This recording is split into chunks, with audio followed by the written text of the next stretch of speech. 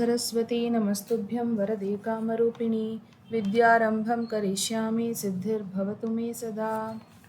पठामि संस्कृतं नित्यं वदामि संस्कृतं सदा ध्यायामि संस्कृतं सम्यक् वन्दे संस्कृतमातरं। संस्कृतस्य प्रसाराय नैजं सर्वं ददाम्यहं। संस्कृतस्य सदा भक्तो वन्दे संस्कृतमातरम्। संस्कृतस्य कृते जीवन् संस्कृतस्य कृते यजन् आत्मानमाहुतं मन्ये वन्दे संस्कृतमातरम्। वन्दे संस्कृतमातरम्। अस्तु।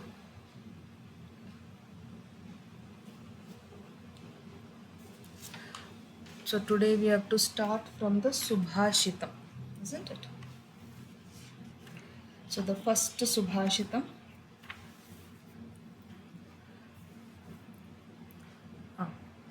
का पठति? बृन्दा भगिनी पठतु। ओके। स्वभावं न जहात्येव साधुरापद्गतोऽपि साधुरापद्गतोऽपि सन् कर्पूरः पावकर्पृष्टः सौरभं लभते तराम्। लभते तराम्। पदविभागः करोतु। पदविभागं स्वभावं न जहाति एव साधुः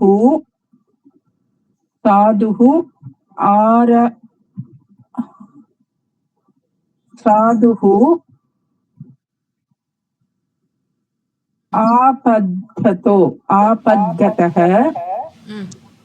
अपि सन् कर्पूरः पावकस्पृष्टः सौरभं लभते तराम्। सम्यक्, बहु सम्यक्। अस्तु। अत्र अन्य कोऽपि वदतु। क्रियापदं किं भवति अत्र? जगाति। जहाति, न जहाति। सम्यक्। न जहाति, जहाति வந்து हा धातु. इट्स् अ हा धातु, प्रथमपुरुष एकवचनं. प्रथमा विभक्ति मध्ये साधुः गतः कर्पूरः पावकस्पृष्टः। अस्तु। सन् अपि प्रथमा विभक्ति. साधुः आपद्गतः सन् कर्पूरः पावकस्पृष्टः. All these are प्रथमा विभक्ति. द्वितीया विभक्ति स्वभावं सौरभं। स्वभावं सौरभं. सम्यक्. अव्ययपदम् अपि एव. अपि एव. Okay. So first we should always know what is the kriya padam. What is the prathama vibhakti? Why we should know prathama vibhakti? Only then you will know what is the karta over there. Okay. And what is the doing? What is the action? So that is the kriya. Okay. So here we also have this labhate taram. I have not written it here because that is a tadhita padam. That is why I am not writing it here. Okay. Ma'am, what is it, ma'am? It's called as the tadhitanta. So that What is why is- I am not writing it here. Okay. So okay, because that you will learn only in Kovida. Okay. Okay, It is ma'am. something like we have in English also we have we have good, better, best, and all those things. No. Comparative degrees of comparison. Degree of comparative, kind of. Okay, this is one very small part of that's a huge portion. This taram, because it is labhate taram, so I am telling you this is a very small portion of the tadhitam. Okay. Oh, The okay. comparative thing is just a very small portion. It is not what it is. Okay, like we say it is a comparative adjective, it's not like that.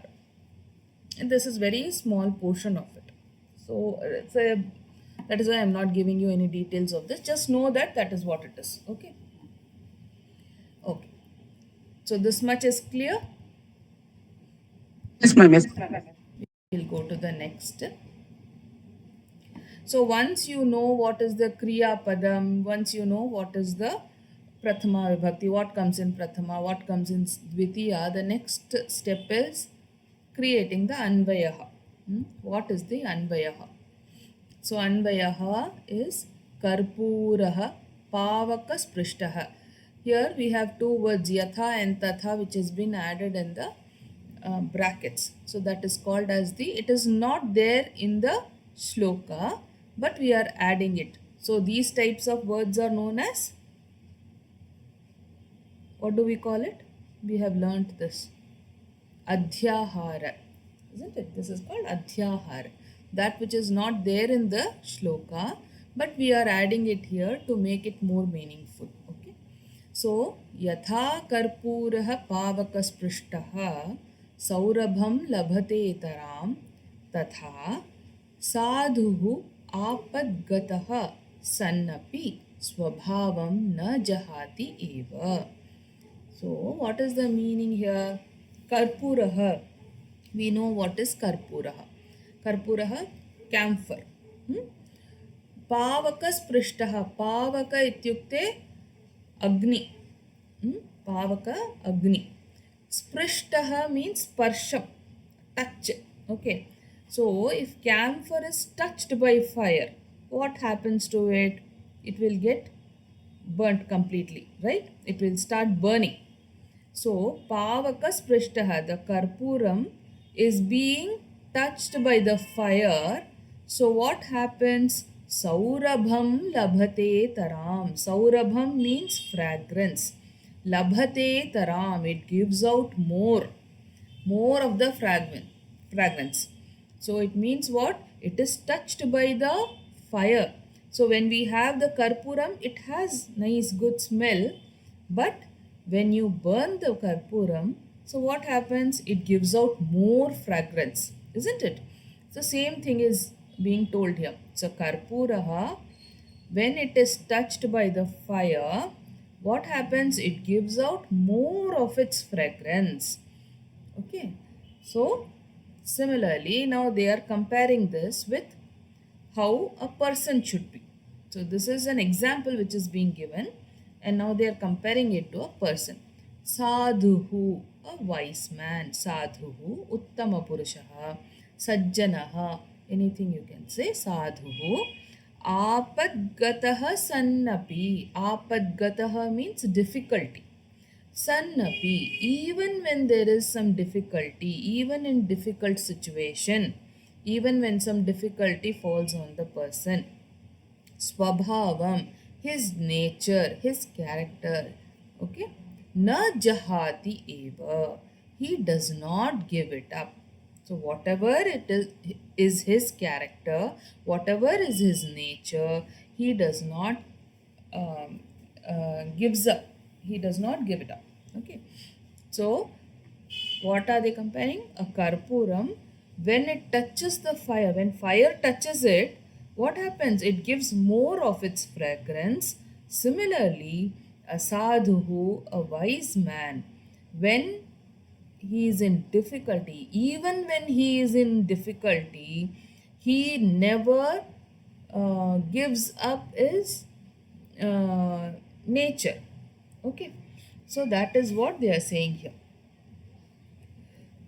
Okay. Because when some kind of difficulty comes, what happens? We usually just, okay, just leave it. Okay, I don't think I can do anything. What can I do? This is what we think, or we just give it up, right? We just give up. We don't try for that. But that does not happen when a wise man does it. Even when he has difficulty, he will go ahead and do his work. He will go ahead and help people. That is what, here we are usually talking about the Paropakaram only. So that is what he will do. He will not leave it just like that. He will not give up. Okay. So here I have written the meanings in Sanskrit also. Pavakas prishtaha agnina sparshaha. सौरभं लभते तराम् इतोपि अधिकं सुगन्धं प्रसारयति साधुः उत्तमपुरुषः वा सज्जनः किमपि लेखितुं शक्यते आपद्गतः सन्नपि कष्टकालः भवति चेदपि स्वभावं चारित्र्यं तस्य आचरणं तस्य चारित्र्यं न जहाति एव न त्यजति एव okay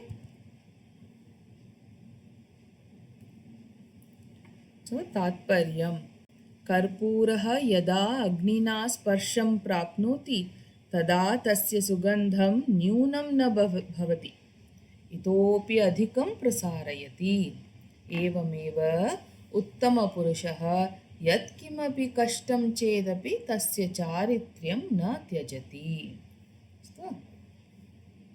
clear this one any doubt in this No, ma'am. you're clear with this and the other in English or Tamil or whatever you have you can go through that in your book itself I have written it you can go through okay go to the next subhashitam गुणेषु क्रियतां यत्नः किमाटोपैः प्रयोजनं विक्रीयन्ते न घण्टाभिः गावः क्षीरविवर्जिताः okay one of you read this Vijaya Bhagini read this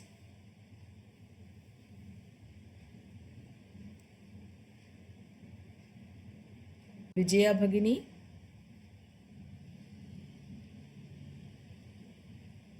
I don't know. Swarna Bhagini, you read. गुणेषु गुणेषु क्रियतां यत्नः किमाटोपैः प्रयोजनम् Two songs are coming. गुणेषु क्रियतां यत्नः किमाटोपैः प्रयोजनं विक्रीयन्ते न घण्टाभिर्गावः क्षीरविवर्जिताः सम्यक्. Swarna Bhagini, पदविभागः करोतु. अस्तु गुणेषु क्रियतां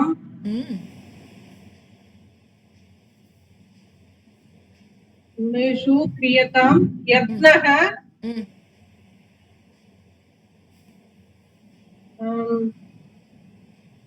किं किमाटोपै किं किम् आटोपैः आटोपैः बहु सम्यक्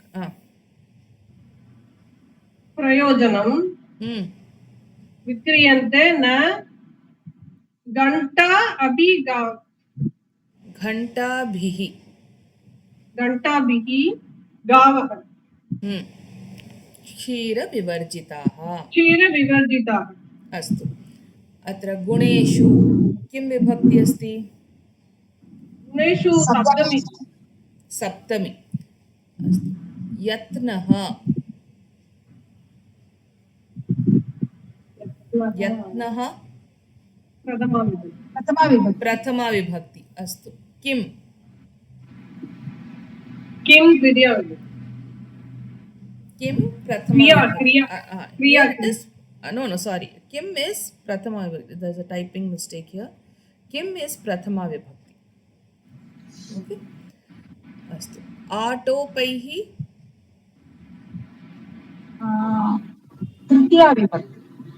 tritiya vibhakti like what shabdam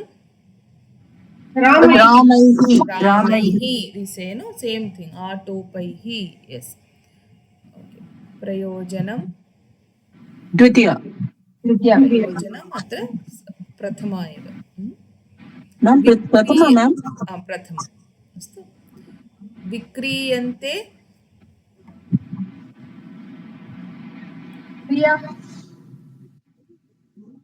विक्रीयन्ते क्रियापदम् अस्ति वाट् टैप् आफ् क्रियापदम् प्रथमाविभक्ति बहुवचनं लट्लकारम् प्रथमा विभक्ति बहुवचनं लट्लकाररूपं आत्मनेपदी धातु आत्मनेपदी धातु सम्यक् विक्रीयते किल विक्रीयते Then next we come to na. Okay, na ghantabhihi. Ghantabhihi. तृतीया विभक्ति बहुवचनम तृतीया विभक्ति Tritiya vibhakti bahuvachana. Super, very nice. Gavaha. प्रथमा विभक्ति प्रथमा विभक्ति एव. एकवचनं क्षीरविवर्जिताः. प्रथमा विभक्ति बहुवचनं बहुवचनं. सूपर्. गावः किं शब्दम्? गावः एकवचनं पुल्लिङ्गं हम्म, गावः गावः हम्म, बहुवचनं बहुवचनं. हम्म, बहुवचनं वः प्रथमा विभक्ति बहुवचनं. पुरवकमार्य हम्म, இல்ல गावः என்ன शब्दம் அது? गो शब्दम मैम गो शब्दं.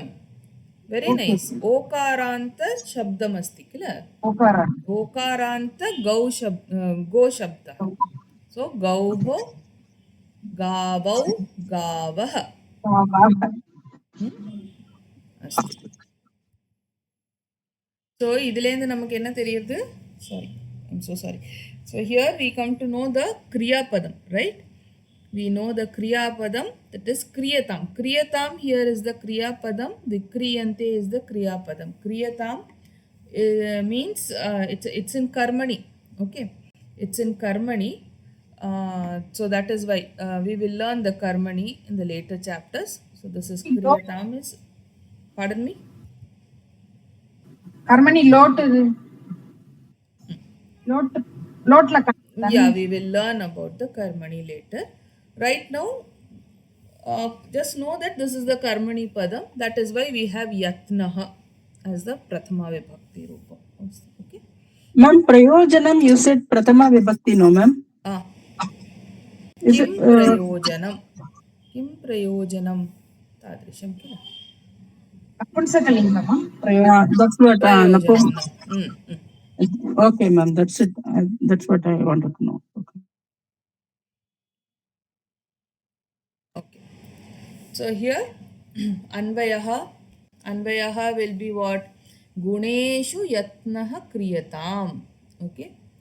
So Guneshu, it means what? Among the good qualities. Okay. Guneshu yatnaha kriyatam. Yatnaha means you need to put in efforts. Kriyatam. Kriyatam should do. Okay. You should do that. Okay. As she said, it is in lot. So kriyatam, must do it. So guneshu yatnaha kriyatam. So a person, a wise person, a good person, what should he do? He should put in more efforts in his good qualities. Okay. So and those should be done. Atopaihi. Atopaihi means just putting on some kind of a show, or adambaraha. We say no. Even in Tamil we have adambaram. So that dambhaha, all these things. What is the use of all these things? Atopaihi. What is the use of the adambaram, or what is the use of the dambhaha? That you show the outward, you put on a show, isn't it? We have seen that in many of us around us are like that. They just, some show off thing is there. So what is the use of that? That is what they are saying. Atopaihi kim prayojanam. What is the use of that atopaihi? There is no use. That is what they want to say. Why? They are giving an example now. What are they saying? Kshira vivarjitaha gavaha. Kshira vivarjitaha gavaha. The cows which do not give milk anymore. The cows that do not give milk anymore. Ghantabhihi na vikriyante. So the cows that do not give milk anymore, but they are wearing very beautiful, they are adorned with beautiful bells. Will anybody buy the cow because the cow has got beautiful bells around it, around its neck? No, right? So those bells are of no use for anybody. Nobody is bothered about what bell the cow is wearing. So that will not be sold in the market. So vikriyante, it will not be sold in the market. So what will not be sold? The cows which do not give milk but are beautifully adorned with bells. Such cows are not saleable in the market. They cannot be sold in the market, right? So same thing they are saying, same like ghanta, you have this atopaihi adambaraha. What is the use of this show off that you are putting on a show, right? What is the use of that when you don't have any inner qualities? You don't work on your good qualities, you don't work on your nature, on your good qualities. So that is what they are saying here.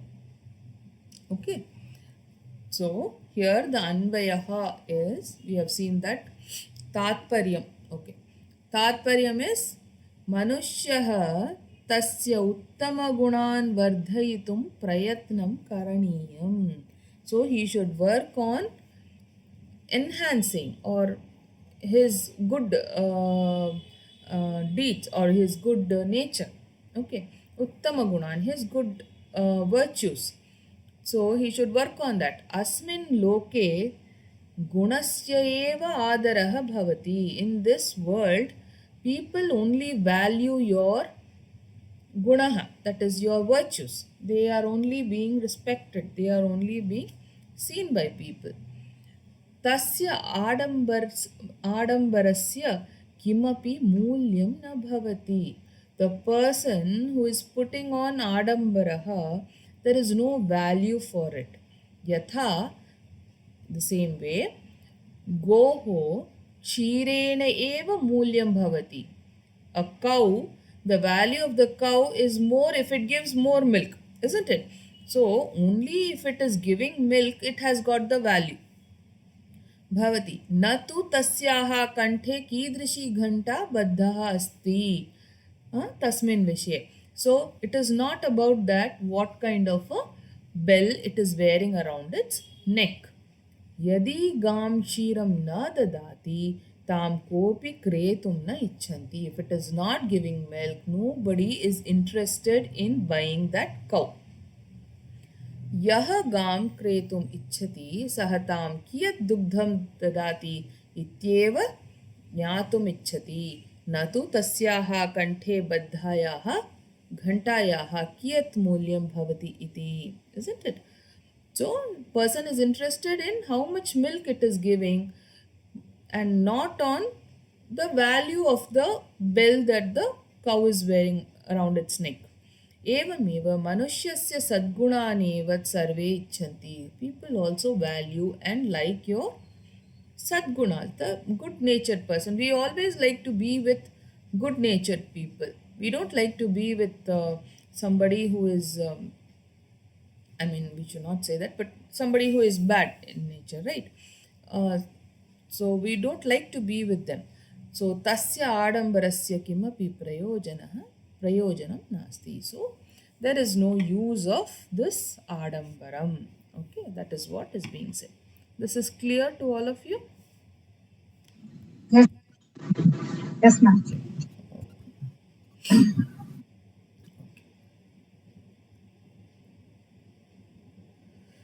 Okay, so today we will see Vriddhi Sandhihi. So we have already seen Guna Sandhihi, Savarna Dirgha Sandhihi. I hope all of you remember. What is Savarna Dirgha Sandhihi? Small recap. What is Same Savarna one. Dirgha Sandhihi? Anybody? Akaram Amrita Bhagini. plus akaram plus akaram, naito ikaram plus ikaram. So when rasva, whether it is rasva or dirgha, when both letters join, then you get savarna dirgha sandhi. Like example, ma'am, can you say some example, ma'am, so that I can join it?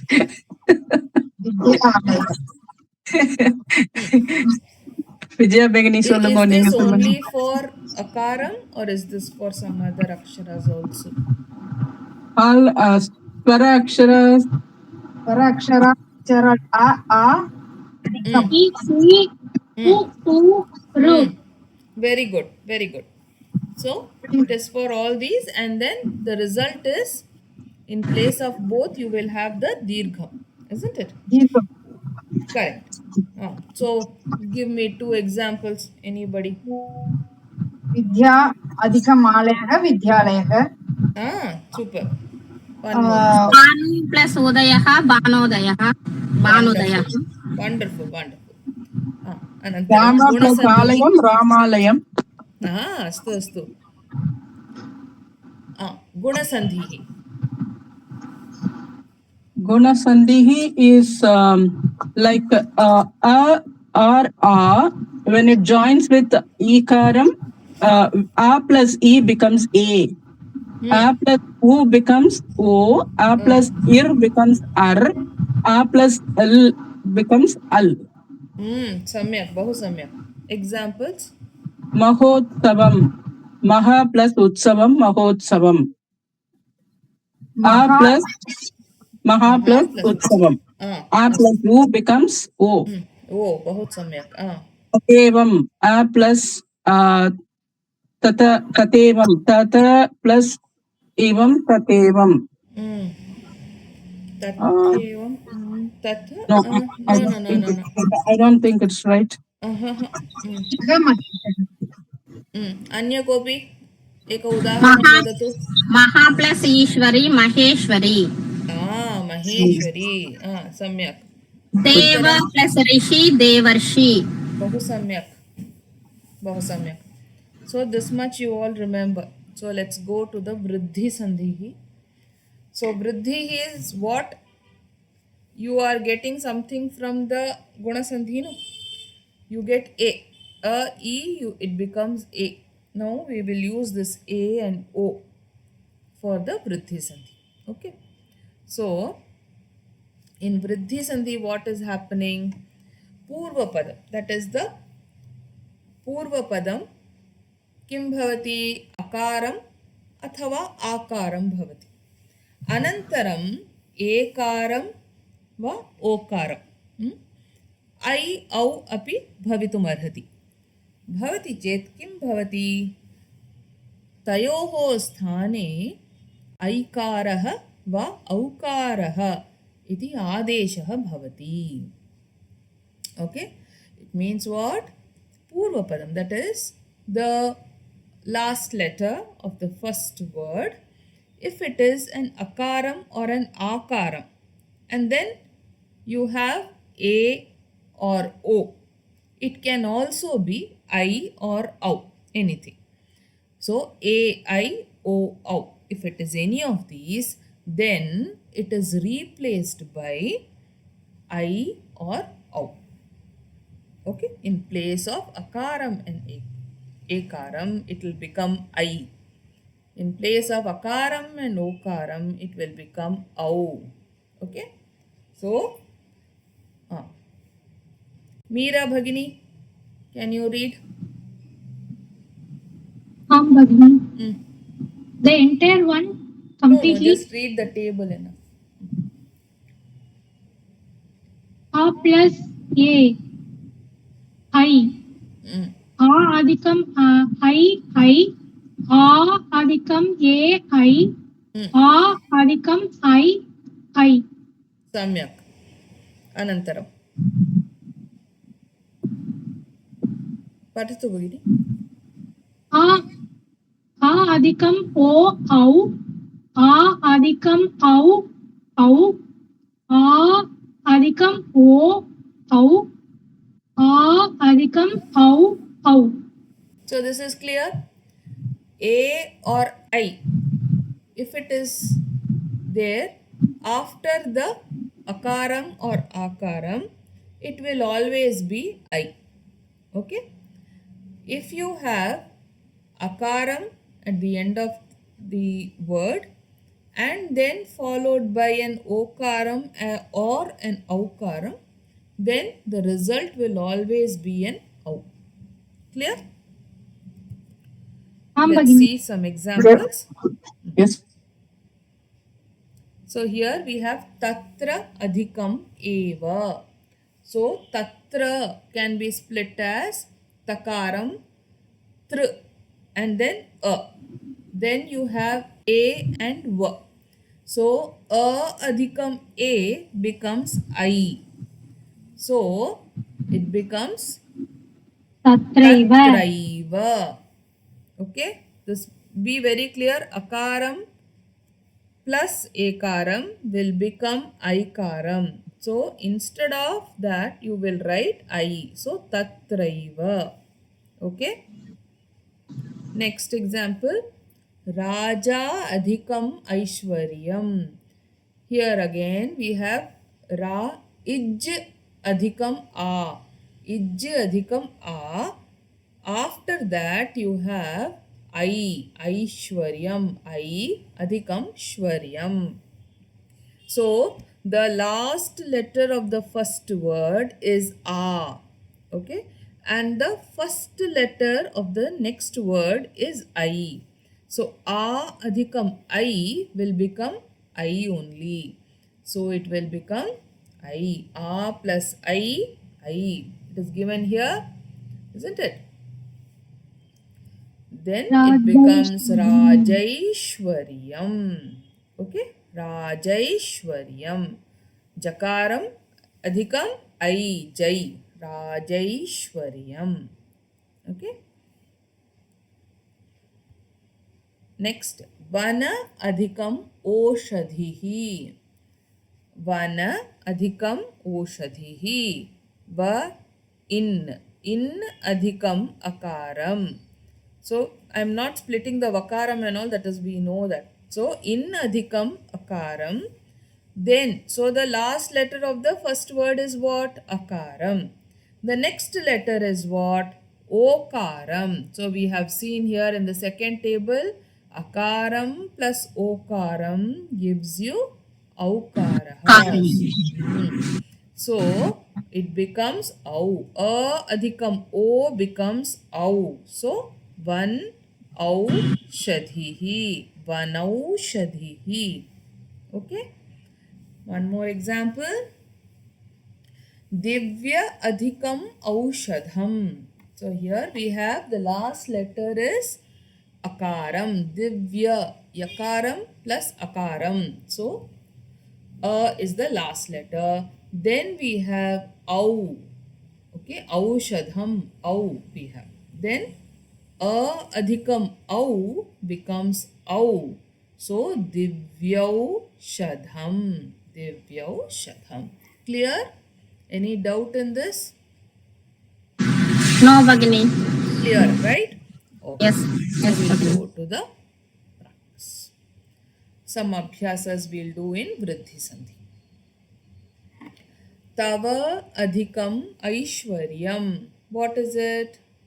Tavaishwaryam. Tavaishwaryam. Samyak. Akaram adhikam aikaraha gives you I. So tavaishwaryam. Next. Tatha adhikam eva. तथै a plus a I tataiva Tatha a adhikam a becomes I. So it becomes tathaiva. Shamala Bhagini. Anantaram, next one. Rashtra adhikam aikyam. Shamala Bhagini. Rashtraikyam. So here also Plus akaram. I. Very good. Akaram plus aikaraha. So it is I only. So rashtraikyam. Next Brinda Bhagini. Jana Jano adhikam adhika auchityam. auchityam.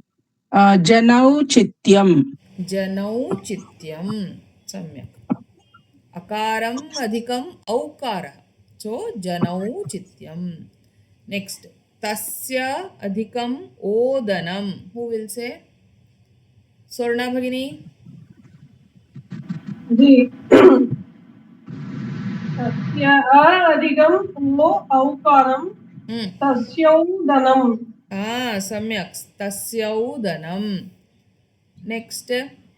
Drishtva adhikam etat. Adigam ye.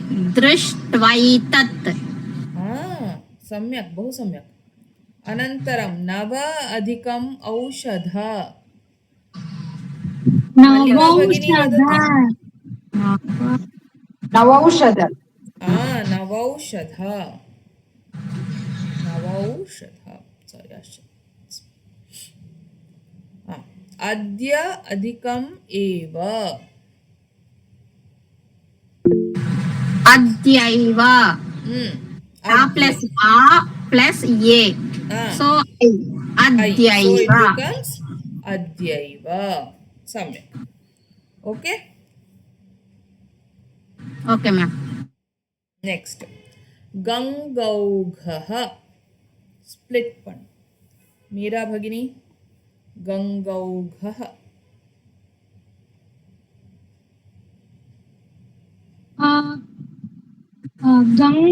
Ganga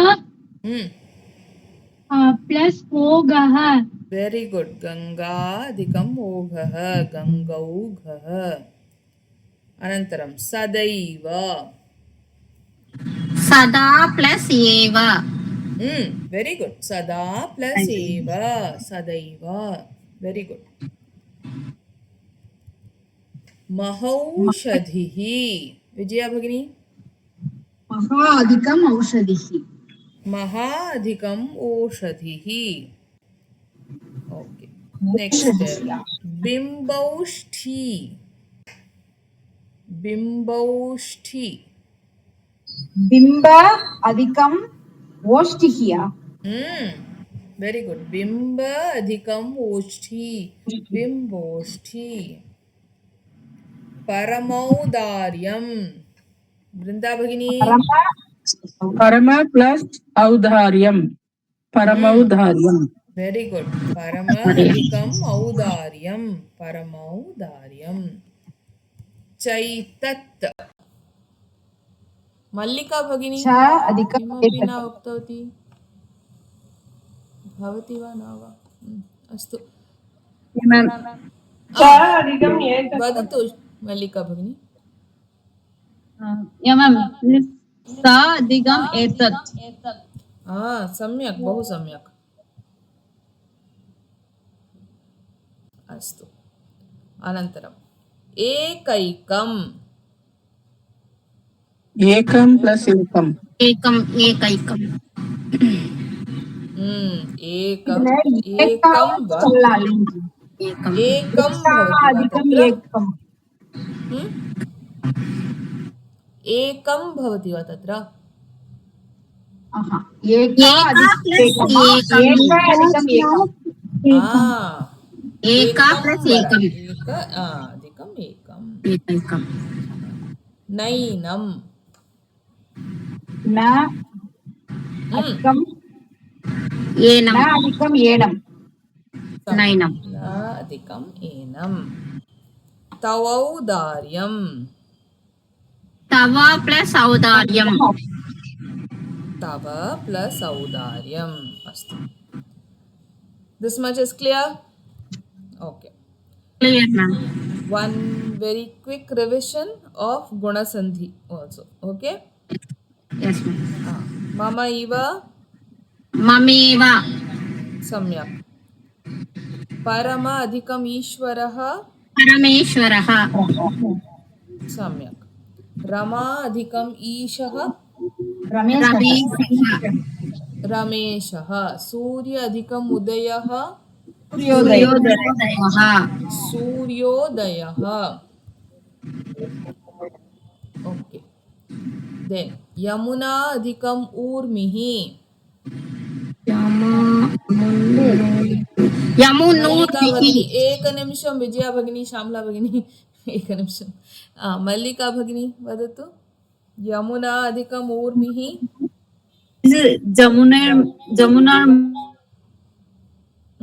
Yamuna अधिकम् ऊर्मिः आ अधिकम् ऊ जमुनार्मिः न भगिनी यमुना अधिकम् ऊर्मिः आ अधिकम् ऊ किं भवति आ अधिकम् ऊ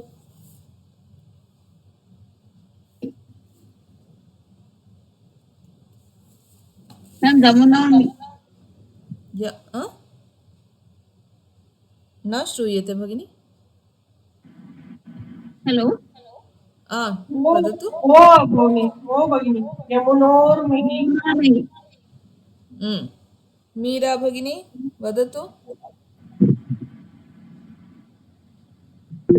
यमुनोर्मिः भगिनी. यमुनोर्मिः. अस्तु. अनन्तरं ग्रीष्म अधिक ऋतुः. ग्रीष्म ऋतुः. अर् ग्रीष्मर् वेरी गुड. अकारम अधिकम ऋकारम will give you ar, so it will become ग्रीष्मर्तुः ग्रीष्मर्तुः. Very good. एक अधिकम ऊन. एकोन एकोन. सम्यक्.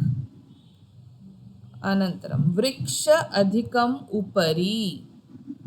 वृक्षोपरि. वृक्षोपरि. सम्यक्.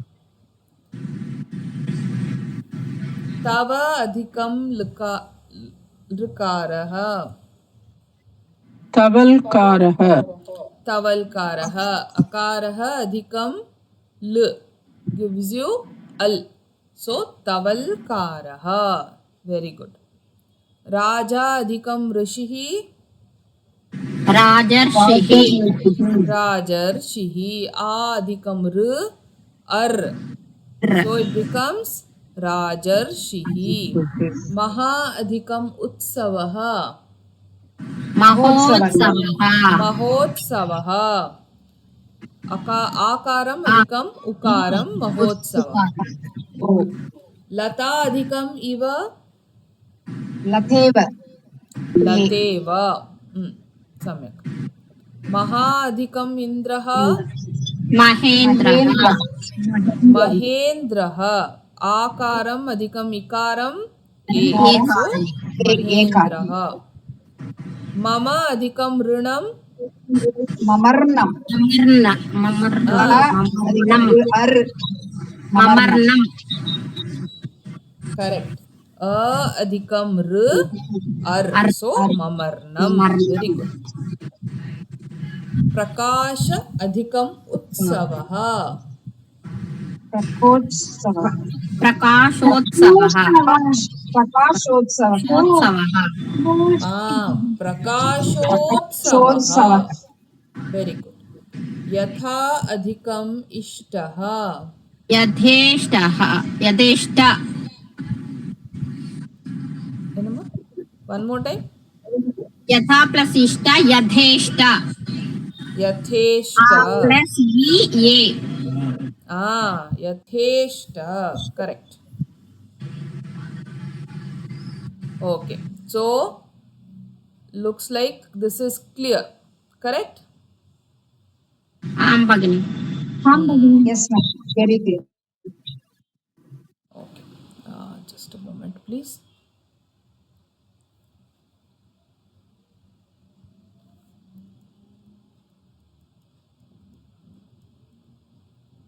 Okay.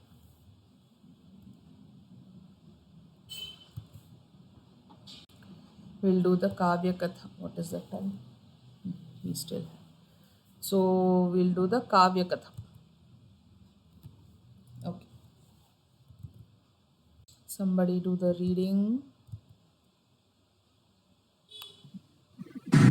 काव्य कथा. रघुदेवेन. अस्तु अस्तु. श्यामला भगिनी वदतु. काव्य कथा रघुदेवेन्द्रयोः युद्धम्. So what is the story till now? Raghu and Devendra, they both are doing war fight in this story. No. What was the story till now? Till What happened till the third chapter? What did we learn? एकः रघुवंशस्य एक नृपः आसीत्. तस्य सन्तति न अभवत्. दिलीपः तस्य आचार्य वसिष्ठं दृष्ट्वा सः अपृच्छत् सन्तति किं नास्ति इति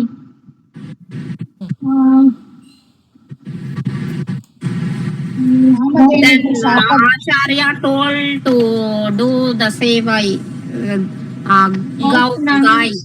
Nandini, the daughter of Kamadhenu, because once when Dilipa king was returning from Devloka, he didn't notice Kamadhenu. So Kamadhenu has cursed him. This is what Vasishtha told him. So Vasishtha upayam kathayat.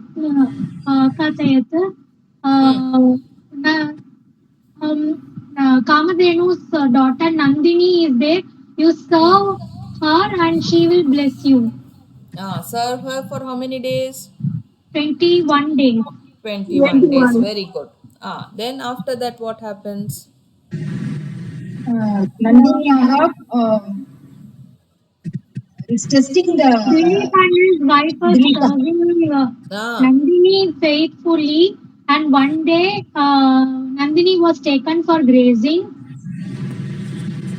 and there she entered a cave, and a lion was about to pounce on her. Seeing this, Dilipa took his bow and arrow, and he was trying to shoot the arrow, and the lion. But the arrow is stuck in his. Very good. His hand got stuck. Isn't it? He could not move his hand. Very good. After next told, I am only the Nandini. I tested you. No, you made it very short. No, Devadaru Raksha.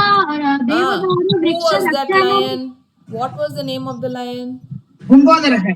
Kumbhodaraha. Very good. Ganaha. Was appointed by goddess Parvati to safeguard the Devadaru Vriksha. Whichever animal comes to destroy it, I kill and eat them. I kill them. So Dilipa told, you take me, don't harm Nandini. Very To good. which he said, you are young, you are a king, you have a lot to experience. Why you are sacrificing your life for this cow? You can donate 1,000 cows if you want to your Acharya. Why this cow? Very good. Very good. Now Vijaya Bhagini, continue with the story. Nandini is the cow of Vasishtha. He's that is he wants to give his word. That is, he has to protect the Nandini. Cow. For that, he wants to sacrifice his life instead of Nandini. Very good. Very good. So, he's ready to give up his life, but at the time, Nandini shown up and then adored him. his, gave her blessings and also her milk. She said, drink my milk. Because of that, he got the son named Raghu. Okay. Very nice. So now we come to the next. So this Dilipa part is almost over, right? Yes, Now we are coming to the next one. Correct. Now read. Who was reading? Meera Bhagini, read.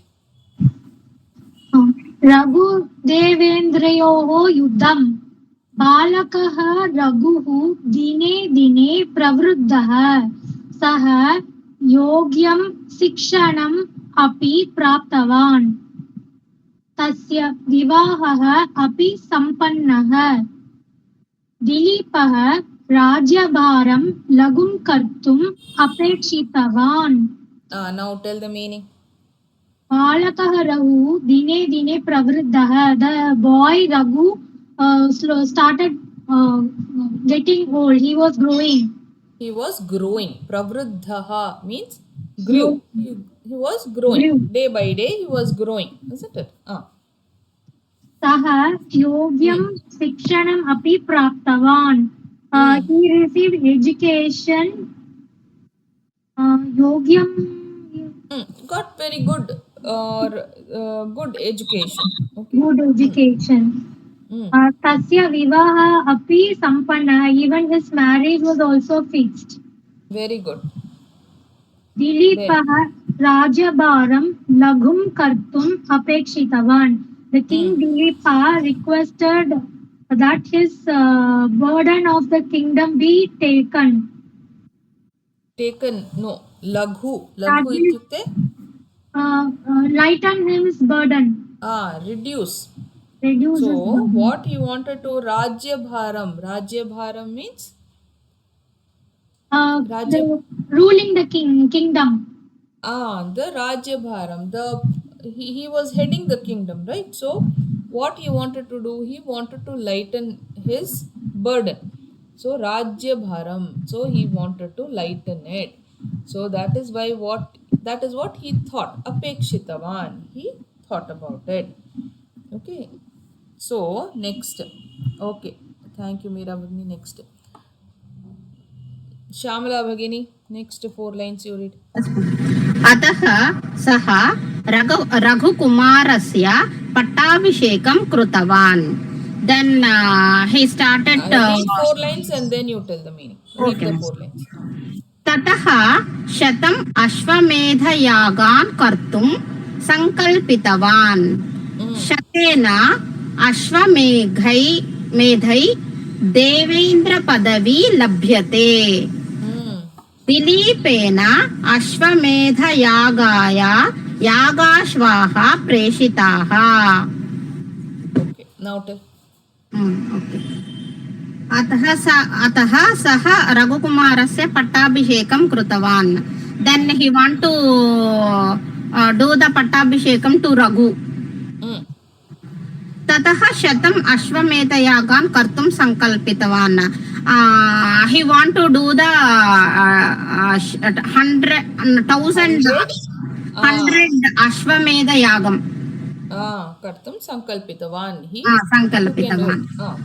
Okay. Tataha means after that. Okay, after that. So that is after Raghu's Patabhishekam, he wanted to do this. Okay. शतेन अश्वमेघै देवेन्द्र पदवी लभ्यते. If he will do the 100 अश्वमेध yagas, it is equal to Devendra position. Ashwamedhaihi. What is the vibhakti? What is the vachanam? Ramayiti. Vachanam. बहुवचनम. पुल्लिंग बहुवचनम. पुल्लिंग बहुवचनम अश्वमेधै. विभक्ति किम? विभक्ति रामैः. तृतीया विभक्ति. तृतीया विभक्ति. शतेना. रामेण. तृतीया विभक्ति. So here they are using Tritiya Vibhakti. So what does it mean? By 100 Ashwamedha Yagam, Yagas, you can get Indra Padavi. You can get Devendra Padavi. Isn't it? That is what they want to say. So Shatena. You see here Shatena? Yes, ma'am. Shatena Ashwamedhaihi. Can you say why Shatena looks like a Ekavachanam, right? Shatena, Ramena, same way. Yes, ma'am. But you see Ashwamedhaihi is Bahuvachanam. I mean, it is like Ramaihi. Why the two difference here?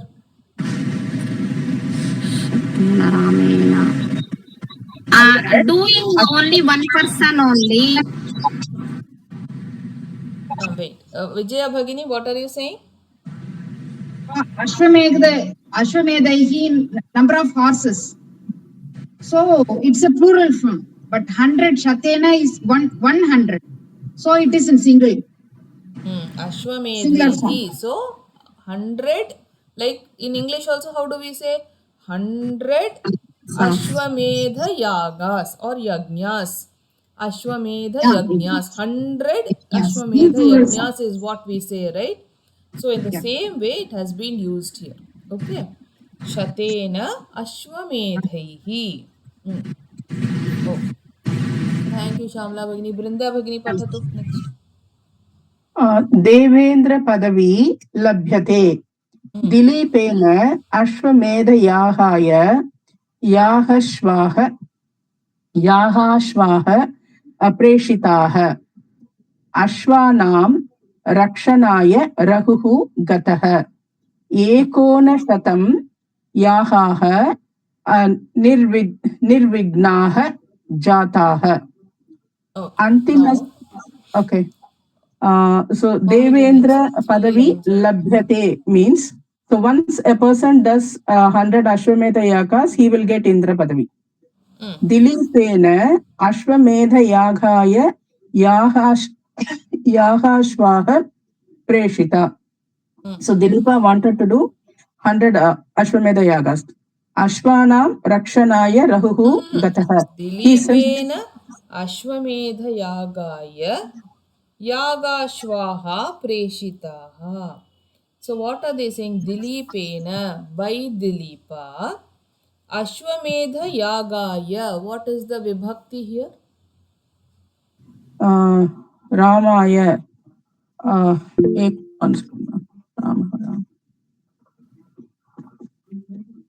Ramaya. This is Chaturthi Vibhakti. Chaturthi Vibhakti. It's okay. Wait. Just a moment. She is almost there.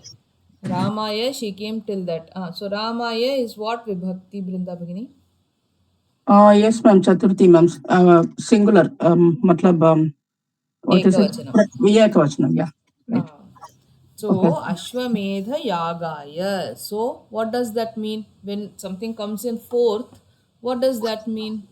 He wanted to do it. He made arrangements for Where it. is Ichhati or any word is there where he says want to do something? It is just saying Ashwamedha Yagaya. What does this mean?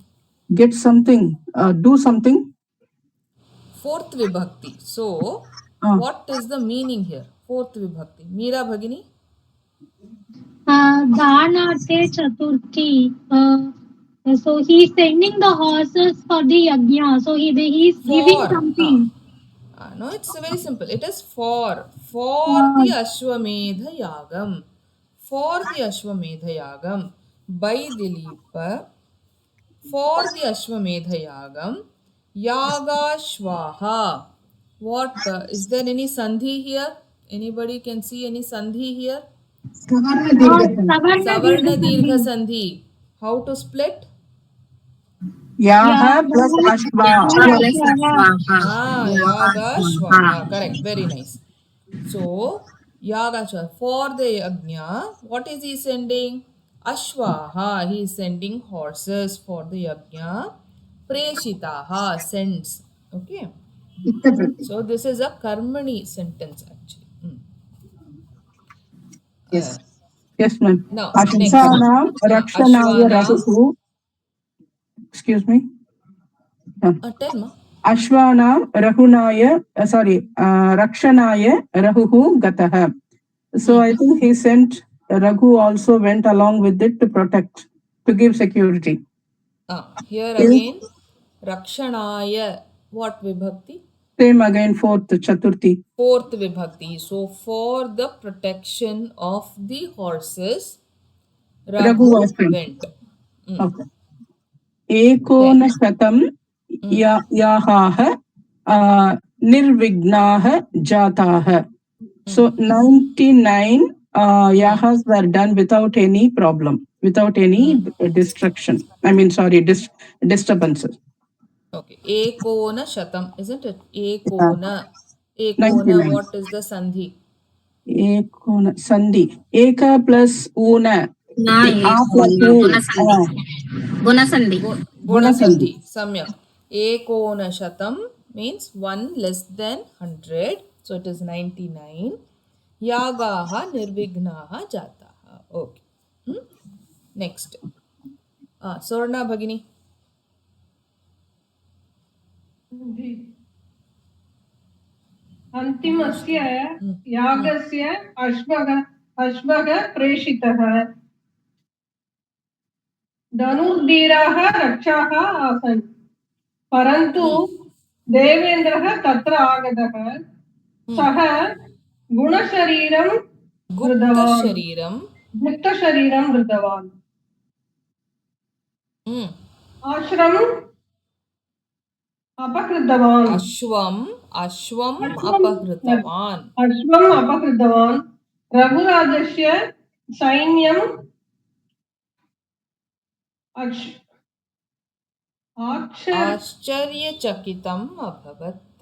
आश्चर्यचकितम् अभवत् किं कर्तव्यम् इति न जातम् Ja, ज्ञातम्. वदतु अर्थं वदतु. 99 யாகம் வந்து முடிஞ்சிருக்கு கடைசி ஃபைனல் யாகத்துக்கு வந்து அந்த அஸ்வம் வந்து They sent ரெடி correct. ஆகணும் धनुर्धीराः रक्षाः धनुर्धराः धनुर्धराः रक्षाः आसन् रक्षकाः आसन्. So dhanurdharaha means what? Bow and arrow who are wearing that soldiers. Ah, Archers. archers. Yes, people with the bow and arrow, isn't it? The soldiers with the bow and arrow, the archers, whom we called. So what were they? Rakshakaha asan. So they were the protectors. So here rakshakaha is what vibhakti? Vachanam. बहुवचन प्रथमा विभक्ति प्रथमा विभक्ति बहुवचनं रक्षकाः अस्तु. धनुर्धराः धनुर्धराः प्रथमा विभक्ति बहुवचन प्रथमा विभक्ति बहुवचनम्. Any relationship between these two words? विशेषण विशेष्यमपि Which is vishesham? Which is visheshanam? विशेषणं रक्षकाः विशेष्यं धनुर्धराः Visheshanam is नामपदं ji धनुर्धराः विशेष्यं रक्षकाः vishesham rakshakaः. Correct. अस्तु. Next. परन्तु देवेन्द्रः तत्र आगतः. தேவேந்திரர் வந்து அங்க அந்த இடத்துக்கு வராரு பரந்து தேவேந்திரர் தத்திர ஆகத்தக அங்க வந்தாரு ச गुप्त शरीरम धृतवान गुप्त शरीरம்னா தெரியல ஜி गुप्त शरीरम गुप्त He has hidden. Invisible. Invisible. correct. Very good. So something that you cannot see, no? That is what Gupta Shariram. Gupta means secret, isn't it? Gupta is secret or something which is hidden. That type of Shariram he takes. Nobody can see. Okay, அந்த அஸ்வம் வந்து அபகிருத்தவான் அஸ்வத்தை வந்து அவங்க எடுத்து இது பண்ணிட்டாரு அந்த மறைஞ்சிருந்து அந்த தேவேந்திரன் வந்து அந்த Apahritavan, kidnap பண்ணிறார். கிட்னாப் ரகுராஜஸ்ய யௌவனம் रघुराजस्य सैन्यम. சாரி ரகுராஜஸ்ய சைனம் ஆச்சரியச்சகிதம் அபவத் அவங்க வந்து ரொம்ப ஆச்சரியமா பார்த்துட்டு இருக்காங்க அப்படியா Pakala. See what is happening here. These people மறைஞ்சிருந்து are அந்த taking குதிரை the horse. They are taking the horse. Okay. For what? Towards that yajna, they are taking the horse. Okay. Now this horse is completely surrounded by what? All the archers. They are all protecting the horse. They have all surrounded the horse. But all of a sudden what happens? This Indra comes, which nobody can see because he is having a Gupta Shariram. He is having a body which cannot be Invisible seen. body. Okay, correct. So Visible body. so now what happens? And he takes away the horses. So all the people are there, all the soldiers are also there, but all of a sudden the horse is not there. Horse is gone. So they are all very surprised. Sainyam, the soldiers. Raghurajasya soldiers. So the soldiers of Raghurajaha, they are all very surprised. Ascharya chakitam abhavat. They were very surprised. Kim kartavyam iti na jnatam. They did not என்ன know செய்யறதுன்னு what தெரியும். to do. Okay okay अस्तु सम्यक् thank you. अनन्तरं का न पठति विजया भगिनी तदा तत्र वसिष्ठस्य नन्दिनी धेनुः आगतवती। सा अनुग्रहं कृतवती। तेन पूर्वदिशायाम् इन्द्रः दृष्टः। रघुः इन्द्रम् उद्दिश्य अवदत्, देवेन्द्र, त्वं देवेषु प्रथमः। अश्वस्य अपहरणं हीनं कार्यम्। इदं त्वया न कर्तव्यम्। तव अपकीर्तिः भवति। अश्वं त्यज इति। तदा तत्र वसिष्ठस्य नन्दिनी धेनुः. The Nandini has come to that place. She was looking for that. Searching it, she was able to see Indra. And then here Raghu, first line, wait, line by line you go. तदा तत्र वसिष्ठस्य नन्दिनी धेनुः आगतवती. What is the meaning? At that place, when Vasishta's Nandini, the cow of Vasishta, came to that place. Tada At that time, time. Tada, at that time. kada, tada, yada, all these things denotes time. Tada, at that time. At that time. Tatra means there. Who There. came? Vasishthasya Vasishthasya Nandini Nandini Dhenuhu. Nandini Dhenuhu agatavati. Okay. Cow of Sa anugraham kritavati. She anugraham, that is she's blessing. Anugraham. Blessing. Okay, we can say it as blessing. Sa anugraham. Okay, anugrahatavati. How did she do that? She told them where Indra was, or who had taken the cow, isn't it? Seeing all. Tena dishayam. She looked forward. She was looking forward and then found the Indra. Tena purva dishayam Indraha drishtaha. All the sides, purva disha. Now here we are saying tena. Tena. Tritiya vibhakti. Tritiya vibhakti. What shabdam? Saha. What is the lingam? Actually, tena pullingam.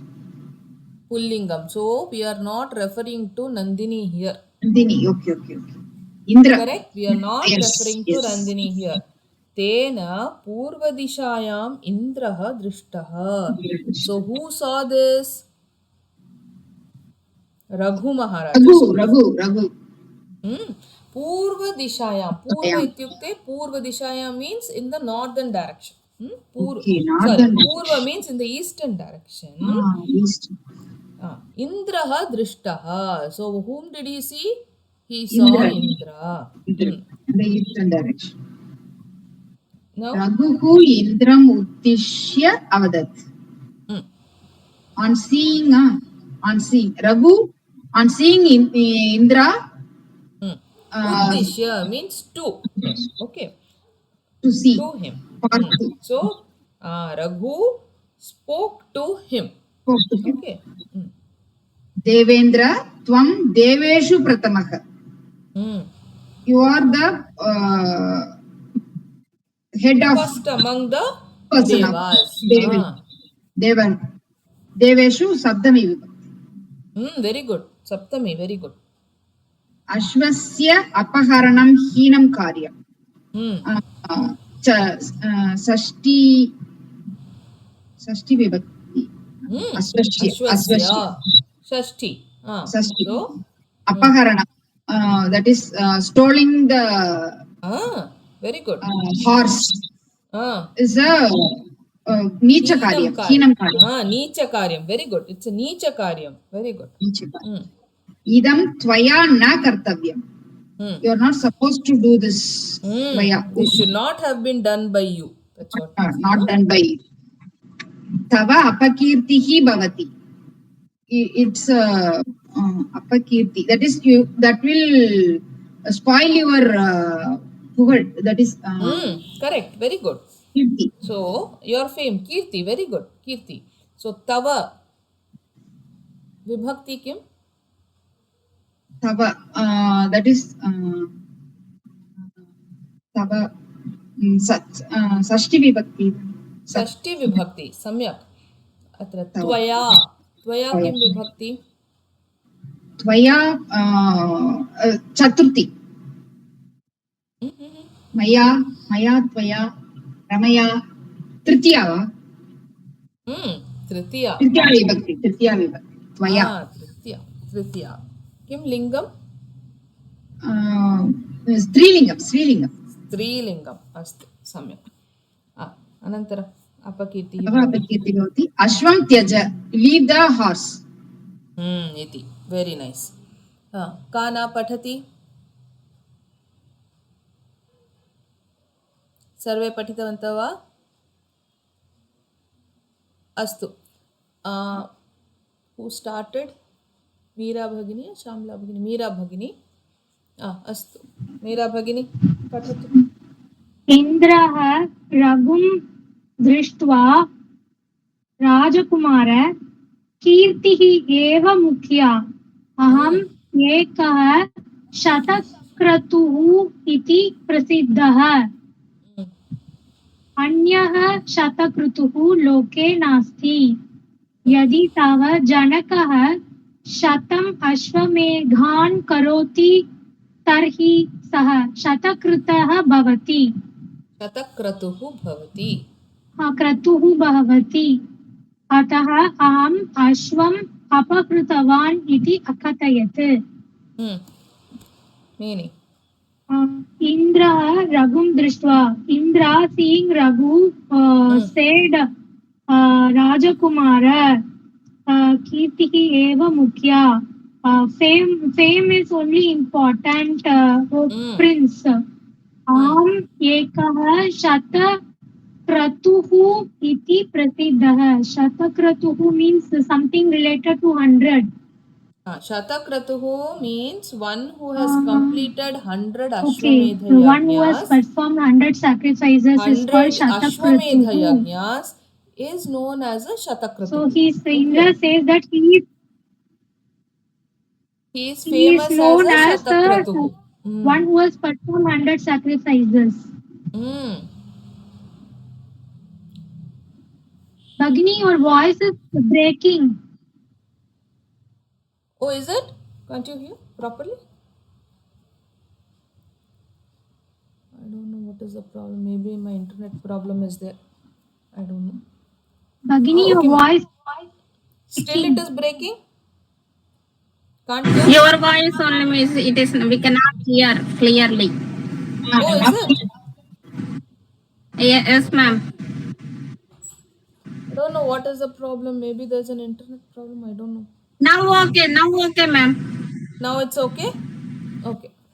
Now everything is clear. Before 1 minute it is not clear. Okay.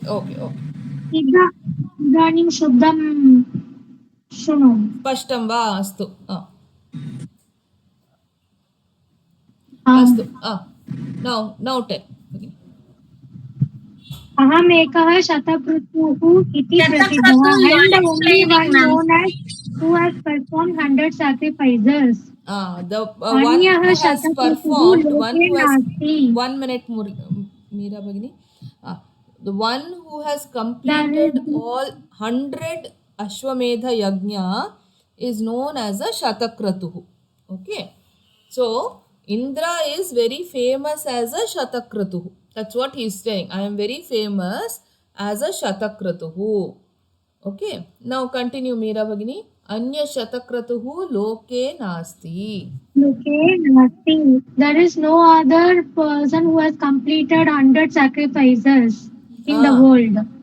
Correct. यदि ताव जनकः शतम् अश्वमेधान् करोति, if your father completes 100 sacrifices of Ashwamedha, tarhi sah shatakratuh bhavati, then only he becomes the one who has completed 100 sacrifices. Atah aham ashvam apakritavan. So I abducted the horse. Iti Very good. akatayat, he said. Very good. Very good. Very good. अत्र अश्वमेधान् इति व्याकरणं वदतु. अश्वमेधान्. Ashwamegha Ramah Shabdam.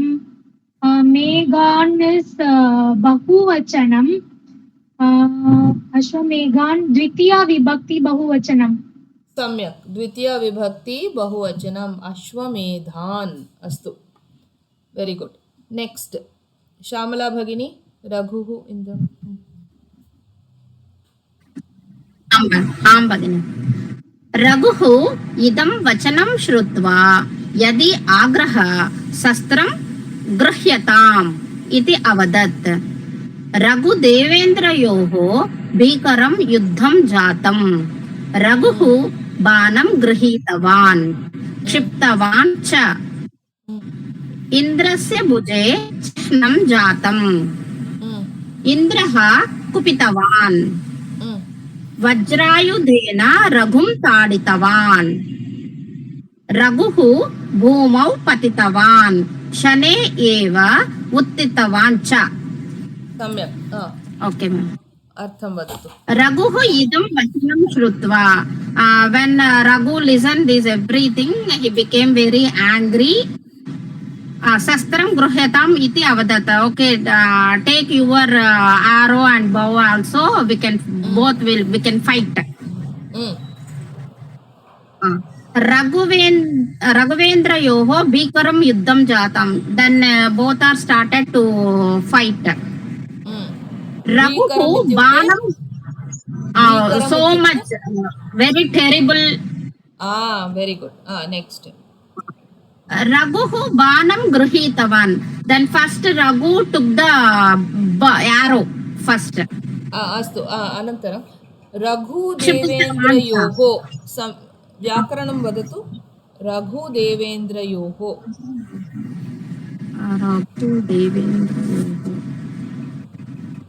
Raghu plus Devendra, like that, or Devendra yoho.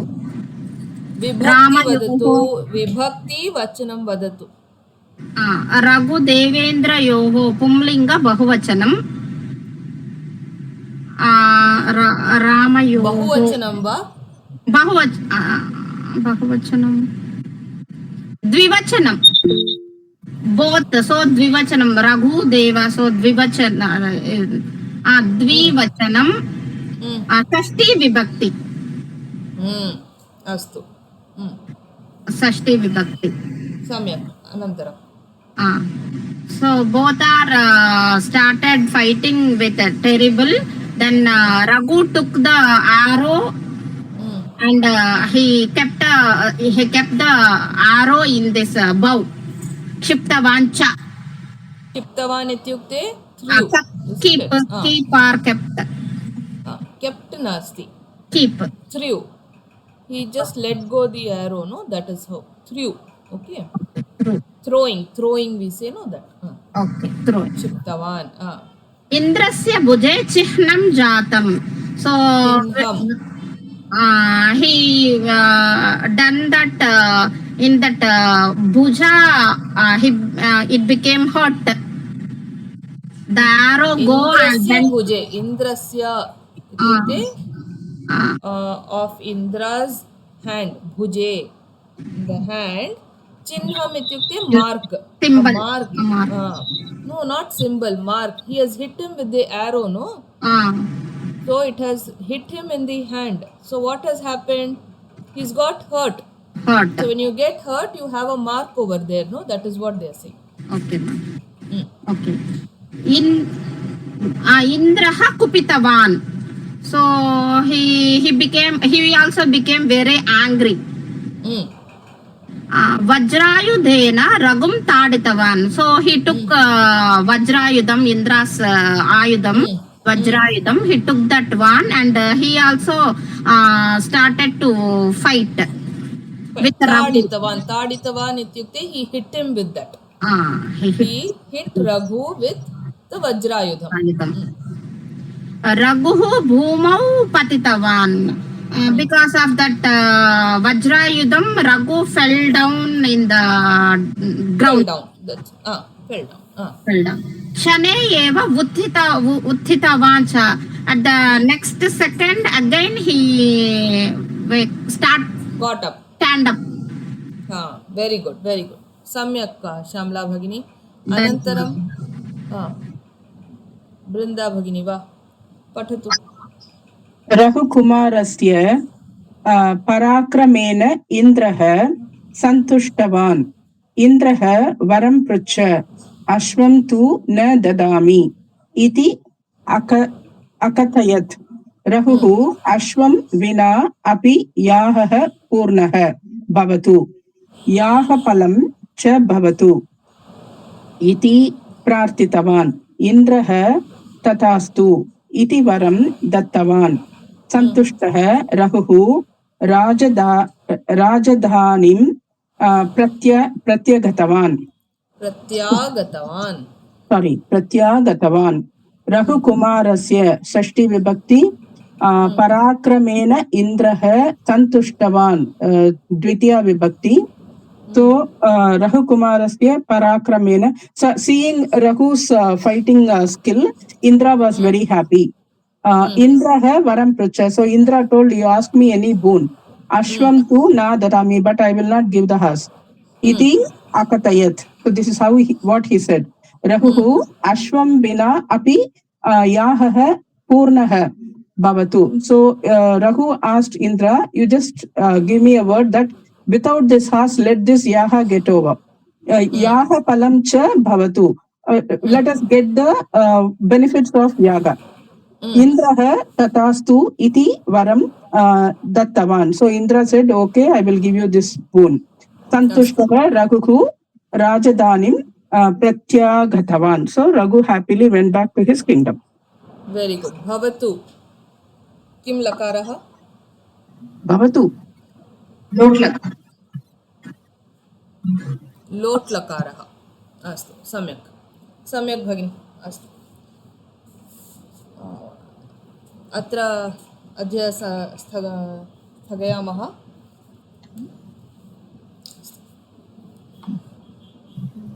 ॐ सर्वे भवन्तु सुखिनः, सर्वे सन्तु निरामयाः, सर्वे भद्राणि पश्यन्तु, मा कश्चित् दुःखभाग् भवेत्. ओम शांति शांति शांतिः. हरिः ओम श्री गुरुभ्यो नमः. हरिः ओम. हरि ओम तत्सत्. Will meet in the next class. धन्यवादः.